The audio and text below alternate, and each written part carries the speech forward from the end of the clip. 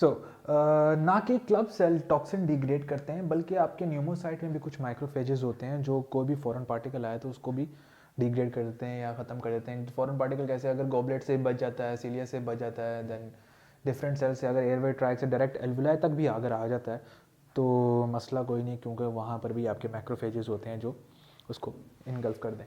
So club cell degrade toxin and then component surfactant. So surfactant क्या चीज़ है? Surfactant क्या है? सरफेक्टेंट आपका प्रोटीन और लिपिड कंपाउंड है।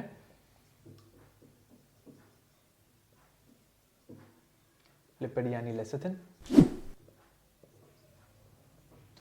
लिपिड यानी लेसिन, प्रोटीन लिपिड कंपाउंड है। और लेसिथिन में भी मोस्ट कौन सा लेसिथिन, लाइक DPPC यानी डाइपल्मिटॉइल फोस्फेटाइडिल कोलिन।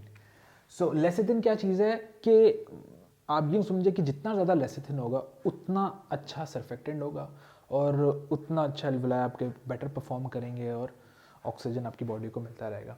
सो लेसिथिन को की क्वांटिटी को हम जानने के लिए इसको कंपेयर करते हैं sphingomyelin. Sphingomyelin like it's also a protein, it's also lipid present in the cell membrane.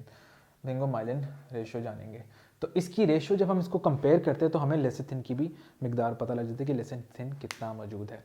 तो लेसिथिन कब कम और कब ज़्यादा होता है, तो उसको जानने के लिए ये समझें कि जूं आपका मेच्योर लंग्स, जूं आपका मेच्योरिटी की तरफ जाता है लंग्स, तो उतना आपका लेसिथिन की प्रोडक्शन होती रहती है। सो इसकी रेशो अगर जाने तो आपका अगर रेशो 2 से ज़्यादा है तो इट इज़ गुड, कि लेसिथिन अगर 2 से ज़्यादा रेशो बन रही है तो इट इज़ गुड। लेकिन अगर लेस देन 1.5 है तो there can be difficulty, pathological disorders हो सकते हैं। सो लेसिथिन कब कम ज़्यादा होता है? जैसे मैंने कहा जूं मेच्योर लंग होता रहता है उतना लेसिथिन बढ़ता रहता है। सो क्या मतलब कि ये स्फिंगोमाइलिन हो गया और ये लेसिथिन हो गया, जूं मेच्योरिटी की तरफ गए आप के लेसिथिन की प्रोडक्शन ज़्यादा हुई, लेसिथिन की प्रोडक्शन ज़्यादा हुई तो surfactant is good, alveoli can work and there is good oxygen in the body. So और स्फिंगोमाइलिन आपके डिक्रीज होते रहते हैं as compare to the lecithin. That's why we compare it and get the ratio के 2 से ज़्यादा है या 1.5 से कम है वगैरह वगैरह। सो ये कब कम और ज़्यादा होती है? ये जब हमने एम्ब्रियोनिक फेजेस पढ़ी थी लंग्स की तो हमने जाना था कि मुख्तलिफ फेजेस से गुजर के एक मेच्योर ऑर्गन बनता है लंग्स और हम रेस्पिरेशन स्मूथली कैरी आउट कर सकते हैं।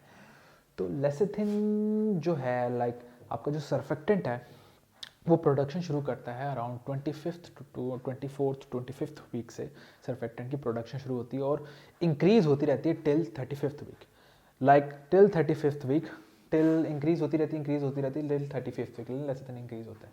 तो लेसिथिन इंक्रीज होता रहता है। लेकिन अगर कोई बच्चा प्रीमेच्योर हो जाए, premature born, like I can divide this premature, तो प्रीमेच्योर हो जाए तो क्या लेसिथिन की प्रोडक्शन बढ़ती रहेगी? नहीं, इट कैन स्टे हियर और रुक जाएगी तो रेशियो भी आपकी मे बी 1.5 एंड क्या होगा, एल्वुलाई प्रॉपर वर्क नहीं कर सकेंगे, ऑक्सीजन डिक्रीज होगी। तो prematurity is also reason of decrease lecithin. दूसरा रीजन क्या है? दूसरे रीजन आपके जो लेसिथिन को डील करते हैं वो like proportional to the stress and cortisol. Stress क्या चीज़ है कि अगर कोई बच्चा सी सेक्टेड है, यानी सी सेक्शन जैसे हम बड़ा ऑपरेशन करते हैं तो there will be decrease stress, क्योंकि स्ट्रेस ज़्यादा नहीं होगी बच्चे को, मसल यानी सी सेक्टेड में स्ट्रेस कम होती है। तो जब स्ट्रेस कम होगी तो लेसिथिन भी कम होगा, तो लेसिथिन कम होगा जिसकी वजह से सेम वही चीज़, surfactant problem, then alveoli problem, then oxygen will be not sufficient. So stress also decrease होगी। तो होता यूं है कि अगर जाहिर बात अब लेसिथिन और आपके एल्वुलाई का मसला हो रहा है तो कभी कभार बच्चों में रेस्पिरेटरी डिस्ट्रेस सिंड्रोम हो जाता है, न्यूनेट NRDS हमने पढ़ा होगा। तो बच्चे अक्सर होते हैं उनमें ऑक्सीजन की कमी हो जाती है और उनमें क्योंकि ऑक्सीजन की कमी इस तरह हो जाती है कि एल्वुलाई काम नहीं कर रहे, सरफेक्ट कोलैप्स हो जाते हैं और कोलैप्स होते तो ऑक्सीजन प्रॉपरली आपकी कैपिलरीज में नहीं जा रहा और आपकी बॉडी को सप्लाई नहीं हो रहा, तो इट कैन क्रिएट NRDS। तो यही वजह है कि जब अगर कोई बच्चा है वो प्रीमेच्योर बर्थ हो रही है कि मदर को, तो हम बर्थ से पहले ही उसको हम कोर्टिकॉइड्स लगा देते हैं ताकि ये मसला ना हो। सो अगर लेसिथिन मेच्योर लंग्स नहीं होते, लेसिथिन नहीं प्रॉपर बनता, तो आपके there is a chance of alveolar collapse, alveolar collapse हो जाएगा तो ऑक्सीजन आपकी बॉडी को नहीं मिलेगा, हाइपोक्सिया होगा, हाइपोक्सिया से हमने अभी पढ़ा एनआरडीएस हो जाएगा, there is chance of NRDS, neonatal respiratory distress syndrome. और क्या कॉम्प्लिकेशन हो सकती है, cause the PDA also, patent ductus arteriosus, जब ये पेटेंट डक्टस आर्टरियोसिस क्लोज नहीं होगा, ऑक्सीजन नहीं होगा, हाइपोक्सिया की वजह से ये भी हो सकता है। उसके अलावा हमें रेस्पिरेटरी और मेटाबॉलिक एसिडोसिस हो सकती है।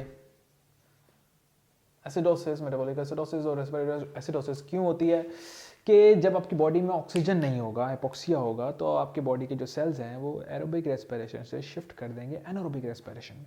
जब वो एनारोबिक रेस्पिरेशन में शिफ्ट करेंगे तो आपके सेल्स लैक्टिक एसिड ज़्यादा बनाना शुरू कर देंगे, और जब लैक्टिक एसिड ज़्यादा होगा तो एसिडोसिस हो जाएगी। सो एनआरडीएस, पीडीए, रेस्पिरेटरी, मेटाबॉलिक एसिडोसिस। अच्छा, अगर इसको सरफेस एरिया में देखें तो सरफेस लेवल पे देखें तो हमें नज़र आ रहा है कि जी सरफेक्टेंट नहीं है, बच्चे में ऑक्सीजन की सप्लाई है, तो जी ऑक्सीजन दे दो। तो yes, we will give the supplement oxygen, लेकिन ये भी हम बड़े केयरफुली देंगे। क्यों?